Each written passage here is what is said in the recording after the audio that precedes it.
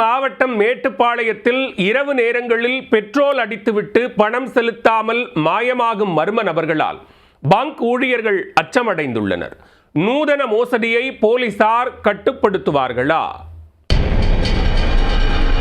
Petrol போட்டால் காசு கொடுக்க வேண்டுமா, அதற்கு பதிலாக டாடா காண்பித்து விட்டு போனால் என்ன என்று எகத்தாளமாக தெரியும் ஒரு சில நபர்களால் நொந்து போய் உள்ளனர் மேட்டுப்பாளையம் பகுதி பெட்ரோல் பங்க் ஊழியர்கள்.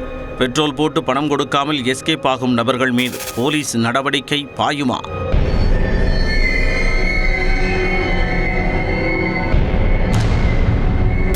கோவை மாவட்டம் மேட்டுப்பாளையம் ஊட்டி சாலை அதிக வாகன போக்குவரத்து நிறைந்த பகுதியாகும். இப்பகுதியில் வாகன ஓட்டுநர்களுக்கு வசதியாக ஏராளமான பெட்ரோல் பங்குகள் ஆங்காங்கே செயல்பட்டு வருகின்றன. ஓடந்துறை பகுதியில் மட்டும் சுமார் 5ற்கு மேற்பட்ட பெட்ரோல் பங்குகள் செயல்பட்டு வருகின்றன.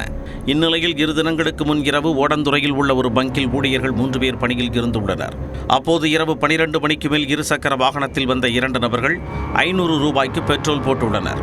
அதற்குரிய பணத்தை எடுப்பது போல பாக்கெட்டிற்குள் கையை விட்டவர்கள் கண்ணிமைக்கும் நேரத்தில் பைக்கை அதிவேகத்தில் இயக்கி இருட்டில் சென்று மாயமாக மறைந்துவிட்டனர்.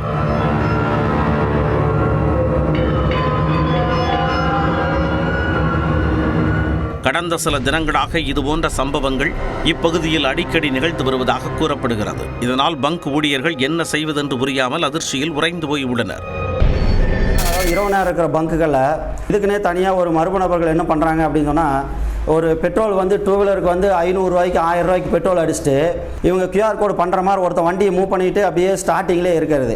இவங்க அந்த QR கோடு பண்ண வண்டி எடுத்துகிட்டு உடனே போயிடுது. இதோட டைம் பார்த்தீங்கன்னா கரெக்டாக இந்த 2 to 3 4 மணி இந்த மாதிரி இது பண்ணிகிட்டே இருக்காங்க.